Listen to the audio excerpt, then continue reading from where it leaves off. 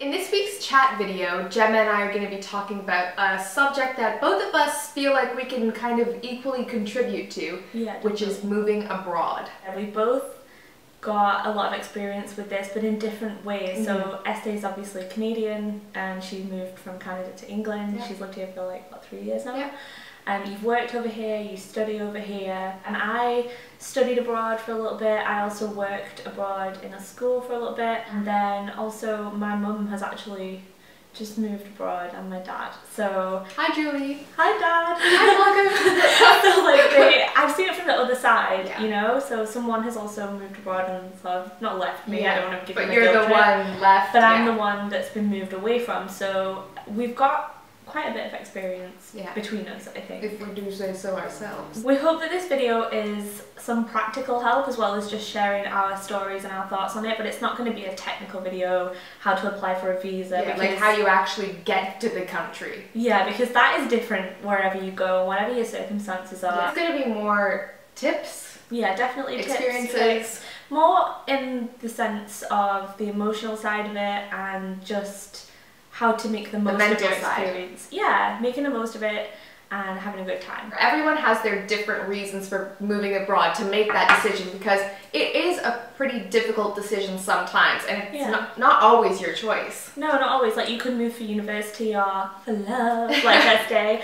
But I think when you came over here, you wanted to be with Aslan, you had that reason for being here, and I think that's sort of a good thing to help you get through, because there are some difficult times. But I think there are a lot of people whose parents maybe decide to move abroad, or maybe you can get a really good job in a different country and you think it's a good experience and you wouldn't necessarily have moved there otherwise. I moved here when I was, well, I just turned 20 years old, and I moved here thinking I'm gonna have a brand new start. Not that my life was horrible, but I just thought everything's gonna be incredible when I live in England. Like you just think it's going to be completely different, and it is in some senses, but you're still the same person, and you've got to make the most of your experience, and things aren't just magically going to happen for the better. Yeah, if the problems that you have are with yourself, they're going to follow you wherever you go, and a fresh start is a wonderful thing, but you can have a fresh start anywhere, so I think it's important not to pin everything on the place. Like, if things don't go well straight away or you're finding things difficult, don't pin it too much on that place, and don't compare things too much. You're moving to another country, it will be amazing, hopefully, but there are so many, you know, just logistical things that you'd never think of, you know, such as finding a place to live. Yeah, probably the most stressful and most important, but the hardest thing in terms of my experience. Finding housing. Yeah, I mean, how did you go on when you tried to find somewhere to live here? Well, it was really great for me because Aslan had already been living in England, so he kind of knew, you know, how to go about doing something like that. But I just imagine if I was on my own, I wouldn't even know that you would need to go to a lettings agency and, you know, all of these things. And I think both of us have had the experience of being homeless. Yeah, not necessarily home. We had a roof over our head, but not having a place that you can make your own. For me, there was a language barrier. So I spoke French, but, you know, it's very different in a classroom. It's very different reading things than actually being there and trying to find a place to live. But you didn't have a language barrier, but things can be so dramatically different from country to country. Don't feel bad if you feel like challenged, like you feel like it's hard. Don't beat yourself up about that and think, what's wrong with me? Because it's hard, and you've got to just prepare yourself for that. And I remember thinking, why am I finding this so difficult when people move to countries where, like you said, it's a completely different culture, totally different language, many different customs that, you know, are so much more drastically different than Canada to England, but I found it so difficult that first year. Yeah, it's a test. It's a complete test, I remember being in a hotel in Toulouse, and I was starting university, and I was meant to go earlier. I was meant to go way in advance, and I wasn't in the halls of residence or anything. I was finding a private apartment. I really wanted to find somewhere before university started, and I had 2 weeks, and I was like, you know, I'm gonna find somewhere. I'll find it. And I want to be in this place. I want to be settled with my towels and my sheets. It didn't happen. And that's okay. It didn't happen the way I thought in my mind that it would. And it never does. It never does.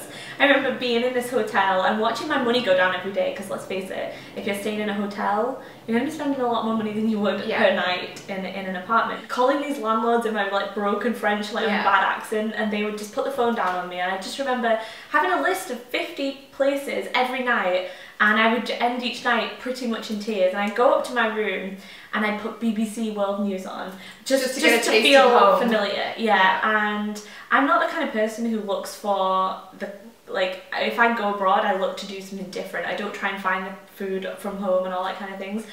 But I was surprised in that situation. I did turn to that kind of thing just because I felt really, really lost. But you get there in the end.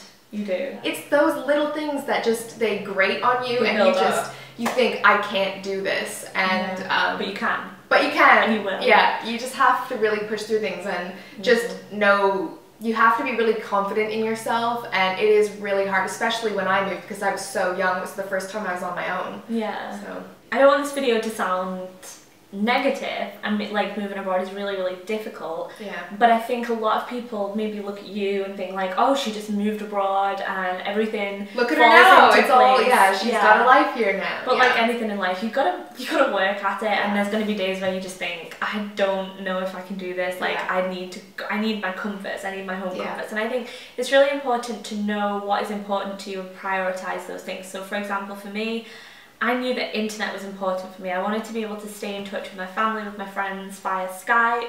And I knew that if I was having a bad day, I could just go and do that. I could maybe watch a TV show online that I was familiar with, and it would just bring me back to, okay, I can do this. I know where I am. Which I think is important. You should always have some sort of taste of home, not to like dwell over and get homesick over, but just to kind of ease yourself a little bit. Like, don't build mini Canada in your room in London. Which is kind of what I did in the beginning, but that's not healthy. Yeah, but you do need something to kind of get you through. I think one of the keys with moving abroad, and I think definitely when language is concerned, you've got to be confident. You've got to project confidence, okay? Even if you don't know what the heck you're talking about, just have a smile on your face. You don't have to go all Beyonce, but don't let them sense the fear. No. And if you go in somewhere, you know, a smile is universal.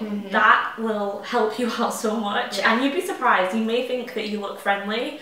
You'd be surprised at what you look like when you're worried, okay? Yeah, like when you're stressed about something, face, you're like, and you're walking down the street, I mean, people are going to be closed off to that. So try and just give out positive, friendly vibes, even if you're stressed, even if you think, I hate this city, I need to be back home, this city hates me today.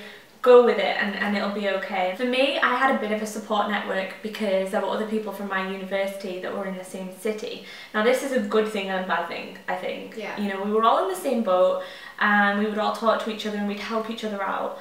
But at the same time, I found personally that I didn't integrate as much as I could have done. You kind of cling to the familiar. Definitely, and I tried really hard, and I think at the particular university that I was at and the courses that I was on, I didn't get the chance to mix with French students very much because I was only in a couple of classes with them, and obviously they were with all their friends from lots of other classes. It's hard to kind of insert yourself into that. It's really hard. I had a much better experience when I was working somewhere, just because at night I would mix with the people from the school that I worked in, and I felt like I integrated much better. So.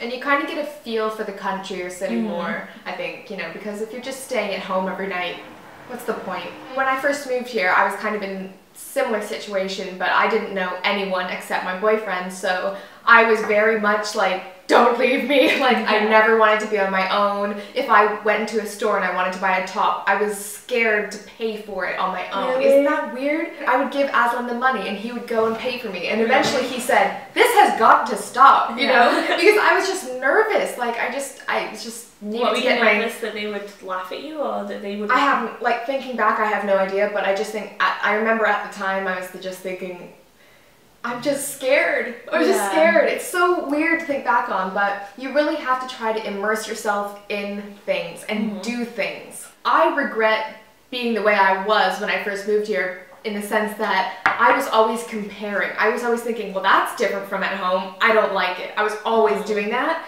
And I did that for about a year. And I was always just like, well, that's not the way it should be done. That's not the way it should be done. That's the way it's done. So you must accept it and get used to it and just try to see maybe why it's done that way and just try to, you know, because if you start fighting every little thing, you will be miserable. You will. And I think sometimes moving to another country isn't for you. Sometimes you've made the wrong decision. But there are, I would say, a couple of months where it's probably just not happening yet for you.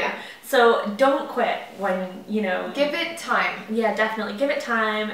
Just push yourself. Put yourself out there. Be safe and make sure you know the areas, you know what you need to do, you know how to look after yourself. But put yourself out there. Try and meet as many people as you possibly can, and keep in touch with people via Skype and WhatsApp. But don't spend your life on your phone and your computer. And don't feel guilty for having fun. Don't. That's what I did. I always felt so guilty. Like, I left my mom. I left my brother. I wonder what they're doing. You have to live your life, and you know, otherwise the whole thing will be in vain. What's the point of doing it if you're miserable? You know, they might be sad. It's just pointless. You have to have fun. And as soon as I started having fun, trying new things, just generally being more positive, I had a totally different experience, and I love living in London. So I think the other thing that is really great now with technology is that you don't really ever feel too far away. The world is so much more connected, and you don't have to wait a week for a letter or a parcel to come now. You know, it can be so instant. You know, with my parents, they've retired and they've gone abroad, and I miss them already. It's only been like a week and a half, 2 weeks, but I miss them so much already. But I know that the time that we spend together is going to be quality time, and you're not going to see each other every day, but you're going to see each other for fun things. And as hard as moving abroad is, I just want to stress that it is the best, most enriching experience. It is. Even if you go for 6 months, a year, you know, you don't have to stay there permanently, but it has completely changed my life. You need those moments in your life, those what the hell am I doing? I'm staying in a hostel, I have no home, like when am I going to get a flat? Like those kind of situations.